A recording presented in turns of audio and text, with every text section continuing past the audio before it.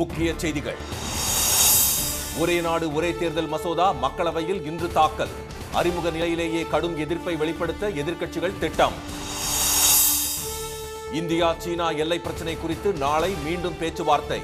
இரு நாடுகளிடையே நிலவும் பதற்றம் மேலும் தணியும் என எதிர்பார்ப்பு. தமிழக மீனவர்களை உடனடியாக விடுவிக்க அனுரவுக்கு ஸ்டாலின் வலியுறுத்தல். பேச்சுவார்த்தைகளில் நம்பிக்கையை ஏற்படுத்தும் நகர்வாக அமையும் என கருத்து. பள்ளிகளில் காலை சிற்றுண்டி திட்டத்தால் மாணவர்கள் கற்றல் திறன் அதிகரிப்பு. வகுப்பறை கவனிப்பு, வாசிப்பு திறன் உயர்ந்திருப்பதாக திட்டக்குழு ஆய்வில் தகவல். ஜார்ஜியா நாட்டில் உணவகத்தில் விஷவாயு கசிந்து 11 இந்தியர்கள் உயிரிழப்பு. மின் தடைக்காக இயக்கப்பட்ட ஜெனரேட்டரால் நேரிட்ட துயரம். வணக்கம். வணக்கம். எதிர்க்கட்சிகளின் கடும் எதிர்ப்புக்கிடையே ஒரே நாடு ஒரே தேர்தல் மசோதா மக்களவையில் இன்று தாக்கல் செய்யப்படுகிறது. நாடாளுமன்ற தேர்தலுடன் மாநில சட்டப்பேரவைகள் மற்றும் உள்ளாட்சி அமைப்புகளுக்கு ஒரே நேரத்தில் தேர்தல் நடத்த மத்திய பாஜக அரசு முனைப்பு காட்டி வருகிறது. இதற்கான சாத்தியக்கூறுகள் குறித்து ஆராய முன்னாள் குடியரசுத் தலைவர் திரு ராம்நாத் கோவிந்த் தலைமையில் உயர்நிலை குழு அமைக்கப்பட்டது. இந்த குழு பல கட்ட ஆலோசனைகளுக்கு பிறகு கடந்த மார்ச் மாதம் குடியரசுத் தலைவர் திருமதி திரௌபதி முர்முவிடம் 18,000 பக்கங்கள் கொண்ட அறிக்கை சமர்ப்பித்தது. அதில் மக்களவைக்கும் சட்டப்பேரவைகளுக்கும் ஒரே கட்டமாக தேர்தல் நடத்த வேண்டும். இந்த தேர்தலுக்கு பிறகு அடுத்த 100 நாட்களில் நாடு முழுவதும் ஒரே கட்டமாக உள்ளாட்சி தேர்தலை நடத்த வேண்டும், ஒரே வாக்காளர் பட்டியலை தயாரிக்க வேண்டும் ஆகியவை உள்ளிட்ட பல்வேறு பரிந்துரைகள் அளிக்கப்பட்டுள்ளன. அவற்றுக்கு கடந்த வாரம் மத்திய அமைச்சரவை ஒப்புதல் அளித்தது. இதையடுத்து நாடாளுமன்றத்தின் நடப்பு கூட்டத்தொடரில் ஒரே நாடு ஒரே தேர்தல் மசோதாவை தாக்கல் செய்ய மத்திய அரசு முடிவு செய்தது. அதன்படி ஒரே நாடு ஒரே தேர்தல் சட்டம் கொண்டுவரும் வகையில் அரசியல் சாசன 129வது திருத்த மசோதாவை மத்திய சட்ட அமைச்சர் திரு அர்ஜுன் ராம் மெஹ்வால் மக்களவையில் இன்று தாக்கல் செய்கிறார். அதன் பிறகு இந்த மசோதா குறித்து விரிவான ஆய்வு நடத்த நாடாளுமன்ற கூட்டுக்குழுவுக்கு பரிந்துரை செய்யுமாறு அவைத்தலைவர் திரு ஓம் பிர்லாவை அவர் கேட்டுக்கொள்வார் என கூறப்படுகிறது. அதனை ஏற்று அவைத்தலைவர் கூட்டுக்குழுவுக்கு பரிந்துரை செய்வார். நாடாளுமன்றத்தில் கட்சிகளுக்கு இருக்கும் பலத்தின் அடிப்படையில் நாடாளுமன்ற கூட்டுக்குழுவில் உறுப்பினர்கள் இடம்பெற உள்ளனர். தற்போதைய சூழலில் பாஜகவுக்கு அதிக பலம் உள்ளதால் கூட்டுக்குழு தலைமையை அக்கட்சியே வகிக்கும் என தெரிகிறது. கூட்டுக்குழு 90 நாட்களுக்குள் தனது முடிவை அறிவிக்க வேண்டும் என்றாலும் அதன் காலத்தை மேலும் நீட்டிக்க வாய்ப்புள்ளது. ஒரே நாடு ஒரே தேர்தலுக்கு எதிராக உள்ள காங்கிரஸ், திமுக, திரிணாமுல் காங்கிரஸ், சமாஜ்வாதி உள்ளிட்ட கட்சிகள் மக்களவையில் மசோதா தாக்கல் செய்யும் போது தொடக்க நிலையிலேயே கடும் எதிர்ப்பை தெரிவிக்க முடிவு செய்துள்ளன. எல்லை பிரச்சினை குறித்து இந்தியாவுடன் சீனாவின் சிறப்பு குழு நாளை பேச்சுவார்த்தை நடத்துகிறது. இரு நாடுகளுக்கும் இடையிலான 3488 கிலோமீட்டர் தூரம் கொண்ட எல்லை பிரச்சினை தொடர்கதையாக இருந்து வருகிறது. இந்த விவகாரம் தொடர்பாக பேச்சுவார்த்தை நடத்த 2003ஆம் ஆண்டு முடிவு செய்யப்பட்டது. அதைத் தொடர்ந்து இரு தரப்பிலும் 22 முறை பேச்சுவார்த்தை நடைபெற்றது. கடைசியாக 2019ஆம் ஆண்டு நடந்த பேச்சுவார்த்தைக்கு பிறகு 2020ஆம் ஆண்டு ஜூன் மாதம் எல்லை கட்டுப்பாட்டு பகுதியில் கல்வான் பள்ளத்தாக்கில் சீன படைகளின் அத்துமீறலால் இரு நாடுகளுக்கும் இடையில் நடந்து வந்த பேச்சுவார்த்தை நின்று போனது. இந்நிலையில் ரஷ்யாவின் கசான் நகரில் கடந்த அக்டோபர் மாதம் நடைபெற்ற பிரிக்ஸ் மாநாட்டில் பிரதமர் திரு மோடியும் சீன அதிபர் ஜி ஜின்பிங்கும் சந்தித்து பேசினர். அப்போது கிழக்கு லடாக் பகுதியில் இரு நாடுகளின் வீரர்களும் மீண்டும் ரோந்து பணிகளை மேற்கொள்வது தொடர்பாக ஒப்பந்தம் ஏற்பட்டது. அதன்படி எல்லை ரோந்து பணிகள் மற்றும் படைகளை விலக்கிக் கொள்ளுதல் ஆகியவற்றில் 2020ஆம் ஆண்டு ஜூன் மாதத்திற்கு முந்தைய நிலையே நீடிக்கும் என்று வெளியுறவு அமைச்சர் திரு ஜெய்சங்கர் கூறியிருந்தார். ஒப்பந்தத்தின் மற்றொரு அம்சமாக மீண்டும் பேச்சுவார்த்தையை தொடர சிறப்பு குழு அமைக்கப்பட்டது. இந்தியா சார்பில் தேசிய பாதுகாப்பு ஆலோசகர் திரு அஜித் தோவல் தலைமையிலான சிறப்பு குழு சீன வெளியுறவுத்துறை அமைச்சர் வாங் யியை நாளை சந்தித்து பேசுகிறது. சீன தலைநகர் பீஜிங்கில் நடைபெறும் 23வது ஆலோசனை கூட்டம் மூலம் இரு நாடுகளுக்கும் இடையிலான பதற்றம் மேலும் தணியும் என எதிர்பார்க்கப்படுகிறது. இலங்கை கடற்படை பிடித்து வைத்துள்ள தமிழக மீனவர்களையும் அவர்களின் படகுகளையும் உடனடியாக விடுவிக்க வேண்டும் என்று இலங்கை அதிபர் அனுரகுமார திசநாயக்கவை முதலமைச்சர் திரு மு.க. ஸ்டாலின் வலியுறுத்தியுள்ளார். இந்தியாவுக்கு அரசுமுறை பயணமாக வந்த இலங்கை அதிபர் அனுரகுமார பிரதமர் திரு மோடியை சந்தித்து தமிழக மீனவர் பிரச்சினை உள்ளிட்ட பல்வேறு விவகாரங்கள் குறித்து பேச்சுவார்த்தை நடத்தினார்.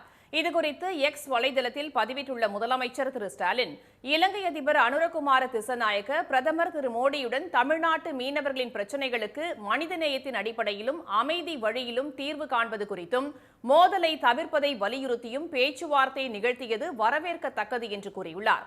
இந்த சூழ்நிலையில் இலங்கை கடற்படையால் கைது செய்யப்பட்டுள்ள தமிழ்நாட்டு மீனவர்களை விடுதலை செய்வதையும் பிடித்து வைத்துள்ள அவர்களது படகுகளை விடுவிப்பதையும் அனுரகுமார திசாநாயக்க பரிசீலிக்க வேண்டும் என்று வலியுறுத்தியுள்ள அவர், அத்தகைய நடவடிக்கை இந்த பேச்சுவார்த்தைகளில் நம்பிக்கையை விதைப்பதுடன் இரு நாடுகளுக்கிடையே உள்ள வலுவான உறவுக்கும் அமைதியான எதிர்காலத்திற்கும் வழிவகுப்பதில் ஆக்கப்பூர்வமான நகர்வாக அமையும் என்றும் தெரிவித்துள்ளார்.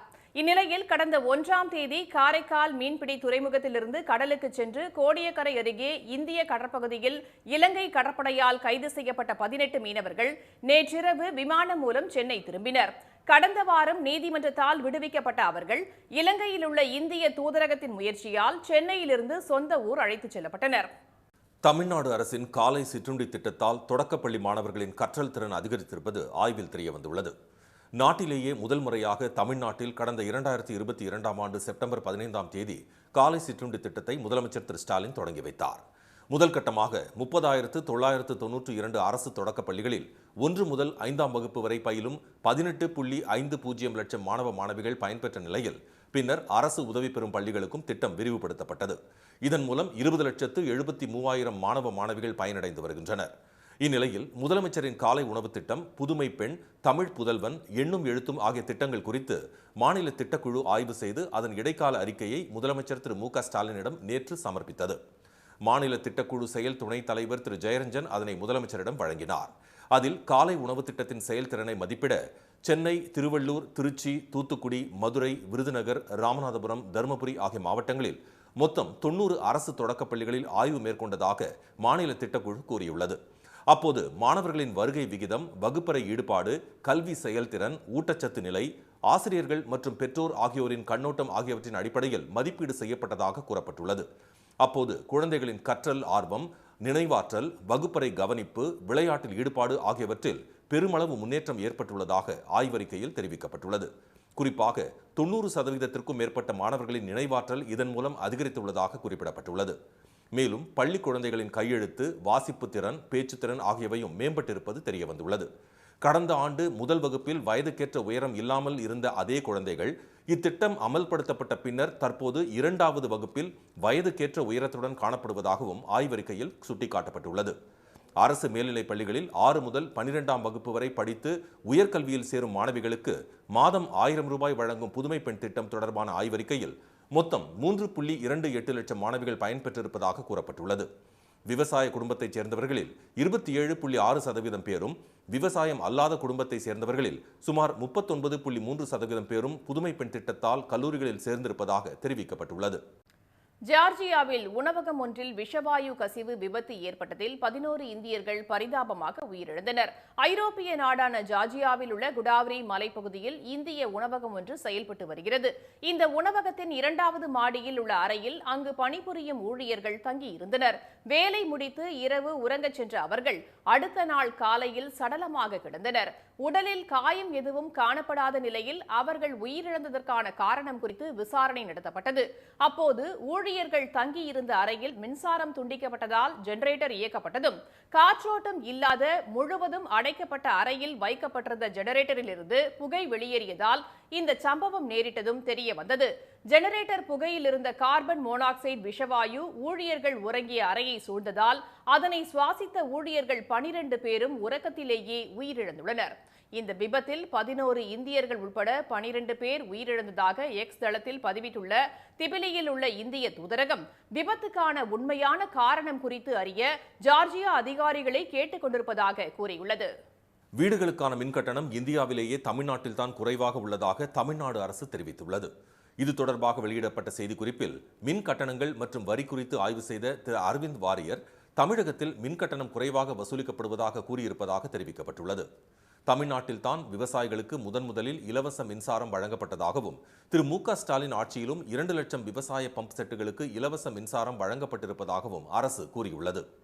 விசைத்தறி நெசவாளர்களுக்கு 2 மாதங்களுக்கு ஒருமுறை 1000 யூனிட் வரை இலவச மின்சாரம் வழங்கப்படுவதாகவும், கைத்தறி நெசவாளர்களுக்கு 2 மாதங்களுக்கு ஒருமுறை 300 யூனிட் மின்சாரம் இலவசமாக அளிக்கப்படுவதாகவும் அதில் தெரிவிக்கப்பட்டுள்ளது.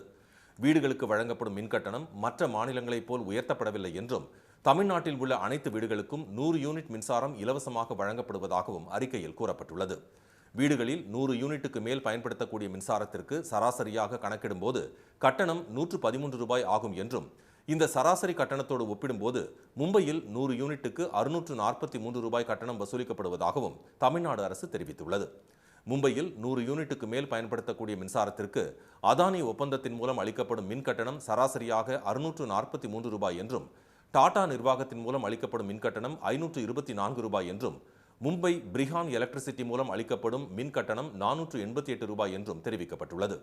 ராஜஸ்தான் மாநிலத்தில் 100 யூனிட்டுக்கு மேலான சராசரி மின் கட்டணம் 833 ரூபாயாகவும், மகாராஷ்டிரா மாநிலத்தில் 668 ரூபாயாகவும், உத்தரப்பிரதேசத்தில் 693 ரூபாயாகவும், பீகாரில் 684 ரூபாயாகவும் உள்ளதாக குறிப்பிடப்பட்டுள்ளது.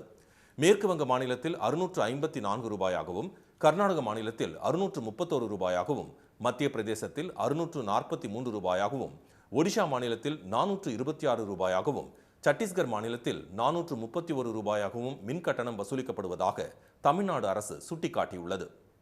தமிழ்நாட்டில் கடந்த 14ஆம் தேதி நடைபெற்ற அரசு உதவி வழக்கறிஞர் பணிக்கான தேர்வை ரத்து செய்துள்ள தமிழ்நாடு அரசு பணியாளர் தேர்வாணையம் பிப்ரவரி மாதம் 22ஆம் தேதி தேர்வு நடைபெறும் என்று அறிவித்துள்ளது. 2ஆம் நிலை அரசு உதவி வழக்கறிஞர் பதவிகளுக்கான அறிவிக்கை கடந்த செப்டம்பர் மாதம் 13ஆம் தேதி வெளியிடப்பட்டு கடந்த 14ஆம் தேதி அதற்கான கணினி வழி தேர்வு நடைபெற்றது. இதில் 4186 தேர்வர்கள் பங்கேற்றனர். இந்நிலையில் ஒரு சில தேர்வு மையங்களில் ஏற்பட்ட தொழில்நுட்ப கோளாறுகளால் பலர் தேர்வை முழுமையாக முடிக்க முடியாமல் போனதாக புகார்கள் எழுந்தன.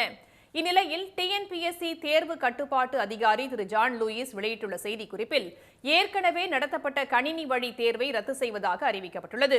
இத்தேர்வு அடுத்த ஆண்டு பிப்ரவரி 22ஆம் தேதி OMR முறையில் மறுதேர்வு நடத்தப்படும் என்று அதில் கூறப்பட்டுள்ளது. இதற்கான நுழைவுச் சீட்டு இணையதளத்தில் வெளியிடப்படும் என்றும் அந்த செய்திக்குறிப்பில் தெரிவிக்கப்பட்டுள்ளது. தமிழ்நாடு அரசு விளையாட்டு வீரர்களுக்கு அளிக்கும் ஆதரவு ஊக்கமளிப்பதாக இளம் வயதில் உலக செஸ் சாம்பியன்ஷிப் பட்டம் வென்ற குகேஷ் தெரிவித்துள்ளார். சிங்கப்பூரில் நடைபெற்ற உலக சாம்பியன்ஷிப் தொடரில் சீனாவை சேர்ந்த டிங் லிரனை வீழ்த்தி 18 வயதில் உலக செஸ் சாம்பியன் பட்டத்தை வென்றவர் என்ற பெருமையை குகேஷ் அண்மையில் பெற்றார். செஸ் சாம்பியன் பட்டம் வென்ற தமிழ்நாட்டை சேர்ந்த 2வது வீரர் என்ற பெருமையை பதிவு செய்த அவருக்கு தமிழ்நாடு அரசு சார்பில் 5 கோடி ரூபாய் பரிசுத் தொகை அறிவிக்கப்பட்டது. இந்நிலையில் சிங்கப்பூரில் இருந்து நேற்று சென்னை வந்த குகேஷுக்கு உற்சாக வரவேற்பு அளிக்கப்பட்டது. பின்னர் செய்தியாளர்களிடம் பேசிய குகேஷ், செஸ் போட்டிகளில் எப்போது வெற்றி பெற்றாலும் தமிழ்நாடு முதலமைச்சர் திரு ஸ்டாலினும் துணை முதலமைச்சர் திரு உதயநிதியும் வீட்டிற்கு அழைத்து பாராட்டி பரிசளித்து ஊக்கமளித்ததாக நெகிழ்ச்சியுடன் குறிப்பிட்டார். Honourable chief minister sir, deputy chief minister sir 2 பேருமே நான் அச்சீவ் பண்ணும்போது வீட்டுக்கு கூப்பிட்டு என்கரேஜ் பண்ணுறதா இருக்கட்டும், அப்புறம் ஃபைனான்ஷியல் சப்போர்ட், அப்புறம் இந்த எனக்கு கேண்டிடேட்ஸ் இந்த ஜேர்னி பார்த்தீங்கனாலே லாஸ்ட் இயர் 23 நடந்த 23 டிசம்பரில் நடந்த சென்னை கிராண்ட் மாஸ்டர்ஸ் டோர்னமெண்ட்டே தமிழ்நாடு கவர்மெண்ட் லாஸ்ட் மினிட்ல வந்து ஸ்பான்சர் பண்ணி அந்த அரேஞ்ச்மெண்ட்ஸ்லாம் ஹெல்ப் பண்ணதுனால தான் எனக்கு கேண்டிடேட்ஸ் அந்த டோர்னமெண்ட் வின் பண்ணி கேண்டிடேட்ஸ் குவாலிஃபை ஆகவே முடிஞ்சது. நிறைய விஷயத்தில் தமிழ்நாடு கவர்மெண்ட் நிறையவே ஹெல்ப் பண்ணியிருக்காங்க. சென்னை கொரட்டூரில் உள்ள தமது வீட்டிற்கு சென்ற குகேஷுக்கு குடும்பத்தினரும் அக்கம் பக்கத்தினரும் ஆரவார நடனத்துடன் வரவேற்பளித்தனர். இதனிடையே செஸ் சாம்பியன் பட்டம் வென்ற குகேஷுக்கு தமிழ்நாடு சமையல் கலை தொழிலாளர்கள் முன்னேற்ற சங்கம் சார்பில் அதன் நிர்வாகி இட்லி இனியவன் 100 கிலோ எடையில் குகேஷ் உருவம் பொறித்த இட்லியை உருவாக்கி வாழ்த்து தெரிவித்துள்ளார். 60 கிலோ அரிசியில் 12 கிலோ உளுந்து கலந்து 12 சமையல் தொழிலாளர்களால் 7 மணி நேரத்தில் இந்த பிரம்மாண்ட இட்லி தயாரிக்கப்பட்டுள்ளது. காரைக்குடி மற்றும் சுற்றுவட்டார பகுதிகளில் பல மாதங்களாக பூட்டி கிடக்கும் காதி சர்வோதய சங்க கடைகளை திறக்க மத்திய அரசு நடவடிக்கை எடுக்க வேண்டும் என்று பொதுமக்கள் கோரிக்கை விடுத்துள்ளனர். மகாத்மா காந்தியின் விருப்ப தேர்வான காதி பொருட்கள் மக்களுக்கு கிடைப்பதற்காக உருவாக்கப்பட்ட சர்வோதயா சங்கத்தின் காதி கடைகளில் விற்பனை செய்யப்படும் கைத்தறி பொருட்கள் உள்ளிட்டவை பலராலும் விரும்பி வாங்கப்படுகின்றன. இந்நிலையில் சிவகங்கை மாவட்டத்தில் உள்ள காரைக்குடி, தேவக்கோட்டை, சிவகங்கை, திருப்புவனம் பகுதிகளில் உள்ள 7க்கும் மேற்பட்ட காதி கடைகள் சர்வோதய சங்கத்தில் ஏற்பட்ட பிரச்சனைகளால் கடந்த 10 மாதங்களாக மூடப்பட்டு கிடக்கின்றன. இதனால் ஐயப்ப சீசனுக்கு அணியும் தரமான துணிகளை கூட வாங்க முடியாமல் பலரும் ஏமாற்றம் அடைந்துள்ளனர். ஐயப்ப சீசன் தொடங்கிருச்சு. பெரும்பாலானவங்க வந்து காதியில இருந்தா வேஷ்டியெல்லாம் வாங்கி கட்டுவாங்க. இன்னைக்கு அந்த வேஷ்டி கிடைக்காம எல்லாம் ரொம்ப சிரமப்படுறோம். ஏன்னா இது வெளியில் வாங்குறப்ப அது தரமில்லாததாக இருக்கும், அதோட வந்து விலை கூடுதலாகவும் இருக்கும். ஆனால் இன்றைக்கி வந்து இந்த காதி வஸ்திராலயம் இவங்க போட்டியில் வந்து இன்றைக்கி திறக்காமல் வச்சுக்கிட்டு இருக்காங்க. காரைக்குடியில் இருக்கிற அந்த நிர்வாகம் வந்து இதை திறக்கிறதுக்கு முயற்சி செய்யாமல் வீணாக அந்த பொருள்கள்லாம் அழியிற நிலையில் இருக்குது. மத்திய அரசின் கைவினைப் பொருட்கள் துறையின் கீழ் செயல்பட்டு வரும் சர்வோதயா சங்கத்தின் மூலம் தயாரிக்கப்படும் ஊதுபத்தி, சோப், கைத்தறி துணிகள், கைவினைப் பொருட்கள், காலணிகள் உள்ளிட்ட பல்வேறு பொருட்கள் காதி மையங்களில் விற்பனை செய்யப்பட்டு வருவது குறிப்பிடத்தக்கது. பொதுமக்கள் விரும்பி வாங்கும் காதி கைவினைப் பொருட்களின் தட்டுப்பாட்டை செயற்கையாக உருவாக்கியவர்கள் மீது மத்திய அரசு உடனடியாக நடவடிக்கை எடுக்க வேண்டும் என்று பொதுமக்கள் கேட்டுக் கொண்டுள்ளனர். மயிலாடுதுறை மாவட்டம் சீர்காழி அருகே விவசாயி ஒருவரின் 101வது பிறந்த நாளை அப்பகுதி விவசாயிகள் கேக் வெட்டி கொண்டாடினர். ஆச்சாள்புரம் கிராமத்தில் இயற்கை விவசாயம் செய்து வரும் திரு சிவபிரகாசம் கொள்ளிடம் ஒன்றிய விவசாய சங்க தலைவராக இருந்து வருகிறார். 100 ஆண்டை கடந்துள்ள அவருக்கு அப்பகுதி விவசாயிகள் ஒன்று சேர்ந்து கேக் வெட்டி பிறந்த நாள் கொண்டாடியது ரசிக்க வைத்தது.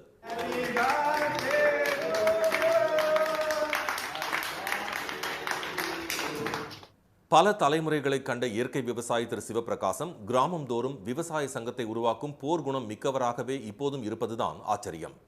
ஒவ்வொரு ஊர்லயும் ஒரு விவசாயம் கூட ஏத்துங்க, அங்க ஊர் வாசல ஏத்துங்கய்யா, அப்பதான் அந்த அதிகாரி பயப்படுவோம். நான் வருவேன், ஒரு 10 நாள்ல எல்லா ஊரையும் பார்ப்போம். 4 குழந்தைகளுக்கு தந்தையான விவசாயி சிவபிரகாசம் இளம் வயது முதலே விவசாயத்தையே பிரதான தொழிலாக முன்னெடுத்து வருகிறார் என்பது குறிப்பிடத்தக்கது. வங்கக்கடலில் புதிய காற்றழுத்த தாழ்வு நிலை உருவாகியுள்ள நிலையில் தமிழ்நாட்டில் இன்றும் நாளையும் மிக கனமழை பெய்யும் என சென்னை வானிலை ஆய்வு மையம் தெரிவித்துள்ளது. கடந்த சில நாட்களாக டெல்டா மற்றும் தென் மாவட்டங்களில் பரவலாக மழை பெய்து வருகிறது. இந்த சூழ்நிலையில் வங்கக்கடலில் நிலவிய வளிமண்டல கீழடுக்கு சுழற்சி காரணமாக அதன் மத்திய பகுதிகளில் ஒரு காற்றழுத்த தாழ்வு பகுதி உருவாகியுள்ளதாக வானிலை ஆய்வு மையம் தெரிவித்துள்ளது. இது மேலும் வலுப்பெற்று மேற்கு வடமேற்கு திசையில் தமிழ்நாட்டின் கடலோர பகுதிகளை நோக்கி நகரக்கூடும் என்றும் இதனால் தமிழ்நாட்டில் ஓரிரு இடங்களிலும் புதுச்சேரி மற்றும் காரைக்கால் பகுதிகளிலும் மிதமான மழை பெய்யக்கூடும் என்றும் அறிவிக்கப்பட்டுள்ளது. மேலும் செங்கல்பட்டு, விழுப்புரம், கடலூர், மயிலாடுதுறை மாவட்டங்களில் இன்று மிக கனமழைக்கான ஆரஞ்ச் அலர்ட் விடுக்கப்பட்டுள்ளது. மேலும் நாகை, மயிலாடுதுறை, விருதுநகர் மாவட்டங்கள் மற்றும் காரைக்காலில் காலை 10 மணி வரை மழை பெய்யும் என தெரிவிக்கப்பட்டுள்ளது. சென்னை, திருவள்ளூர், காஞ்சிபுரம், திருவாரூர், நாகை, காரைக்கால் மாவட்டங்களிலும் கனமழை பெய்யும் என்றும் வானிலை ஆய்வு மையம் எச்சரித்துள்ளது. சென்னை மற்றும் சுற்றியுள்ள மாவட்டங்கள் உள்ளிட்ட வட மாவட்டங்களிலும் புதுச்சேரியிலும் நாளை கன முதல் மிக கனமழை பெய்யும் என கணிக்கப்பட்டு ஆரஞ்ச் அலர்ட் விடுக்கப்பட்டுள்ளது. மீண்டும் முக்கிய செய்திகள். எதிர்க்கட்சிகளின் கடும் எதிர்ப்புக்கு இடையே ஒரே நாடு ஒரே தேர்தல் மசோதா மக்களவையில் இன்று தாக்கல் செய்யப்படுகிறது. எல்லை பிரச்சினை குறித்து இந்தியா, சீனா இடையே நின்று போயிருந்த பேச்சுவார்த்தை நாளை மீண்டும் நடைபெறுகிறது. தமிழக மீனவர்களை உடனடியாக விடுவிக்க இலங்கை அதிபர் அனுரகுமார திசநாயகவை முதலமைச்சர் மு.க. ஸ்டாலின் வலியுறுத்தியுள்ளார். இத்துடன் இந்த செய்திகள் நிறைவடைகின்றன. மீண்டும் சன் டிவியில் செய்திகள் மாலை 6 மணிக்கு. செய்திகளை உடனுக்குடன் தெரிந்து கொள்ள QR கோடை ஸ்கேன் செய்து சன் நியூஸ் வாட்ஸ்அப் சேனலில் இணைந்திருங்கள். வணக்கம். வணக்கம்.